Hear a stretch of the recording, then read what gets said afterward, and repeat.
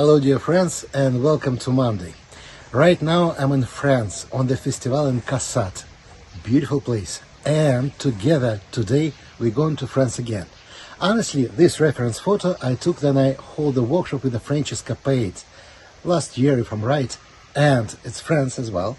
And with the French Escapade we're going to France 2 more times. The next workshop, sorry, already sold.